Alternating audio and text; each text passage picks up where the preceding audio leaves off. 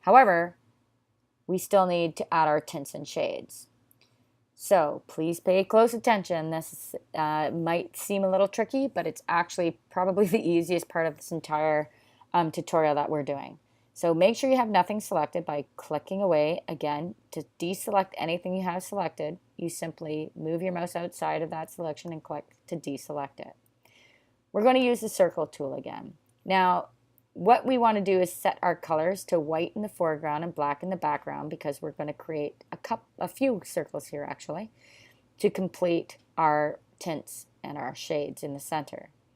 If you want to reset your colors here to white and black, you can move to this little default fill and stroke, which is white in the foreground, which is our fill color, and black in the background, which is a stroke. So we've now reset our colors. So with our ellipse tool, what we're going to do is just how we created the very first circle. We need a 5-inch circle. So let's repeat the process from step number 1. In video 1, Alt, hover your mouse is dead center. How do you know you're dead center? Here's the problem. It's hard to see, right? So if we Control plus and zoom in and just scroll to that center, you can see your smart guides are still there, but because they're pink, they're a little hard to see. So we're trying to find the center. And mine now says center, as difficult as that is to see. But if you zoom in enough, you might be able to see it. Or it might even say anchor. Okay, so this is where all your anchor points intersect in the center.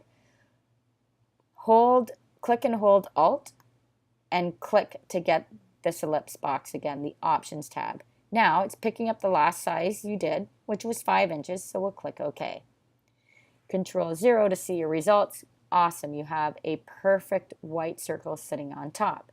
Now in order to draw another white circle, I have to deselect the one that I've just created, because if I try to hover over the center and hold Alt to create another circle, notice it's not letting me do that because it thinks I'm selecting this as an object.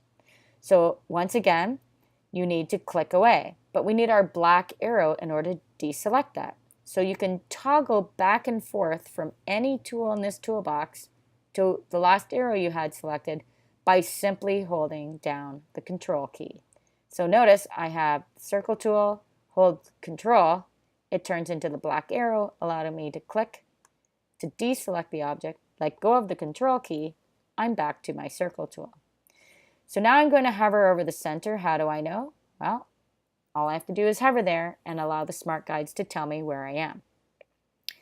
Hold Alt again.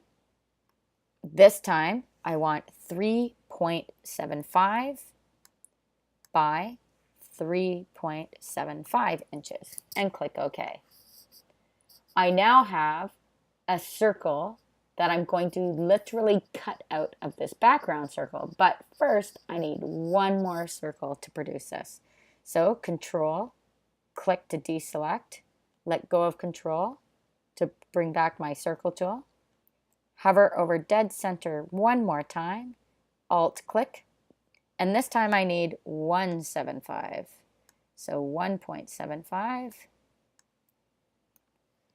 and click OK. And I now have a final circle, but this time I'm going to go into my swatch palette and fill it with black. So I now look like I have a target. So now that I'm finished with the circle tool, I'm going to now click on, in the toolbox, the selection tool, and click to deselect the black circle. So I've completely covered up my wedges, but this is what we're going to do. We're going to cut this circle here out of the background circle here. In order to cut out one object out of another, you need to select both objects, meaning you will now have to hold down the Shift key to select two objects at a time. So both of those paths are selected. You can see they're highlighted both in blue. And my next palette I'm going to show you, which is one of my favorites, I use it quite a bit when I'm working in Illustrator, is called the Pathfinder tool. Under the window menu, and of course, again, it's in alphabetical order, choose Pathfinder. What does Pathfinder do? So you can see that we have all these different things we can do with Pathfinder. We can unite shapes together. We can minus front, which is what we're going to do. You can intersect objects. There's lots of different possibilities here. So for our purposes, we need to cut this circle that's sitting in the front out of this circle sitting in the back. We've got them both selected, so now we can click minus front. And voila, you've just literally cut one circle out of the other one, revealing the object below. Excellent. So we no longer need the Pathfinder tool, so we can always close that off, and because we've used it to cut out the circle. Last but not least, we now have to create a tint and a shade. Tints are colors that have white added to them, or we remove some color from them in the digital space, so we lighten them, we change their opacity. When it comes to shades, we add black to the color. So now we're going to need to use some Photoshop blending modes, which we also have available in Illustrator. So what you need to do is, with your selection tool, your black arrow, click on the white object. And last but not least, our last toolbox that we're going to be using under the window menu is called transparency. And if you look at your menu on the right hand side, I have all mine closed off for my workspace, but you will have it open on yours. You can see that the little double circles, if you hover over it, it will say transparency. So now that I have transparency, my box here, this looks exactly like our layers palette in Photoshop. We have blending modes and we have opacity. So I'm going to turn my options on just so you can see what else is in here. So you can see what you have selected here, which is great. So what I need to do is change the opacity to 50%. Now you can use a slider, or if you're not that accurate, you can literally highlight and type in, hit enter, a specific number. See what happened to our colors? We now have a lightened version of our colors, which is our tints. Now, if I try to blend that now into the image below, white actually disappears. So we actually want to keep that particular layer, that white object, on normal. So let's click on the black circle and let's do the same thing with opacity. Change that to 50%, so 50, enter. But you can see that it just looks like gray color sitting on top of the color below.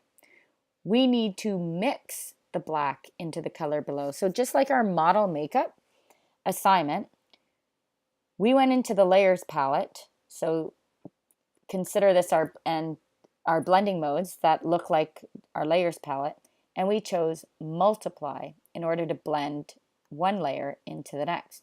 Now you can see that the black actually blends into the colors below, and we can click away, and you are now done your 12-point color wheel, complete with tints and shades. So let's save this as file, save as. It's called color wheel, and change Adobe Illustrator to .ai to Illustrator EPS. Save. This dialog box will come up telling us that the white of the page will not be included in our selection here. And OK. You are now finished your 3 examples that you need for your color theory page, and you created it all in Illustrator. Congratulations, you're done.